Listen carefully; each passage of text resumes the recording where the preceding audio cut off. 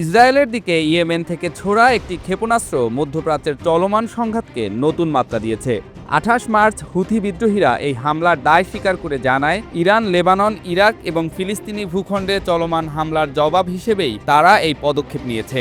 এই ঘোষণা শুধু একটি হামলার দায় স্বীকার নয়, বরং যুদ্ধ আর একক ফ্রন্টে সীমাবদ্ধ না থাকার কৌশলগত বার্তা।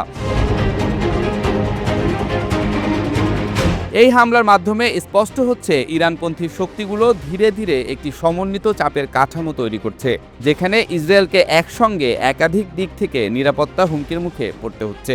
উত্তর সীমান্তে লেবাননের হিজবুল্লাহ, পূর্ব দিকে ইরাক ভিত্তিক মিলিশিয়া আর এখন দক্ষিণ দিক থেকে ইয়েমেনের হুথিরা, এই তিন দিকের চাপ ইসরায়েলের প্রতিরক্ষা হিসেবকে আরও জটিল করে তুলছে। হুথিদের সক্ষমতা এখানে মূল বিষয়। ইয়েমেন থেকে ইসরায়েলের দিকে দূরপাল্লার ক্ষেপণাস্ত্র ছোড়ার ক্ষমতা দেখিয়ে তারা প্রমাণ করছে যুদ্ধের ভৌগোলিক সীমা অনেক দূর পর্যন্ত বিস্তৃত হতে পারে।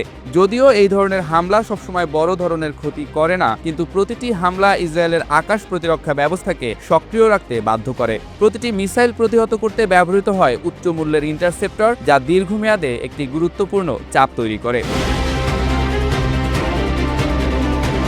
হুথিদের এই সক্ষমতা শুধু প্রতীকী নয়, পরিমাপযোগ্য।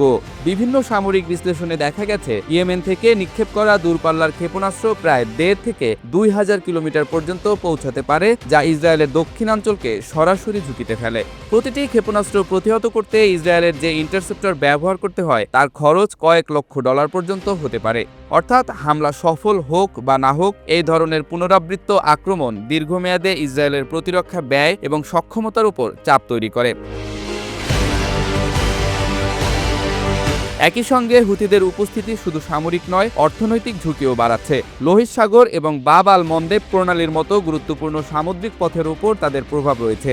ফলে এই অঞ্চলে উত্তেজনা বাড়লে বৈশ্বিক বাণিজ্য ও জ্বালানি সরবরাহ অনিশ্চয়তার মুখে পড়ে।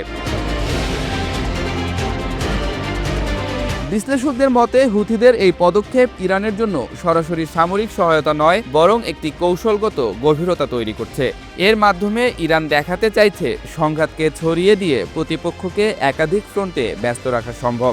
এতে করে মূল যুদ্ধক্ষেত্রে চাপ কমানো এবং প্রতিপক্ষের মনোযোগ বিভক্ত করার সুযোগ তৈরি হয়। তবে এটাও সত্য, হুথিরা একাই যুদ্ধের ভারসাম্য বদলে দিচ্ছে না, কিন্তু তারা এমন একটি পরিবেশ তৈরি করছে যেখানে ইসরায়েলের জন্য প্রতিটি সিদ্ধান্ত আরও কঠিন হয়ে উঠছে। কারণ এখন প্রতিটি আঘাতের জবাব শুধু একটি দিক নয়, বরং পুরো অঞ্চল জুড়ে প্রতিক্রিয়া সৃষ্টি করতে পারে। মধ্যপ্রাচ্যের এই সংঘাত তাই আর একক যুদ্ধ নয়, বরং চারদিক থেকে চাপ সৃষ্টি করা একটি সমন্বিত কৌশলে রূপ নিচ্ছে। উত্তর থেকে হিজবুল্লাহ, পূর্ব থেকে ইরাক ভিত্তিক গোষ্ঠী, দক্ষিণ থেকে হুথি আর কেন্দ্রে ইরান। এই চার ফ্রন্ট সক্রিয় হওয়ার অর্থ ইসরায়েলের জন্য প্রতিরক্ষা এখন শুধু শক্তির নয়, হিসেবেরও লড়াই। প্রতিটি নতুন হামলা তাই কেবল ক্ষয়ক্ষতির প্রশ্ন নয়, বরং একটি বড় কৌশলগত বার্তা। সম্ভবত এই যুদ্ধকে ছড়িয়ে দেয়াই এখন মূল লক্ষ্য।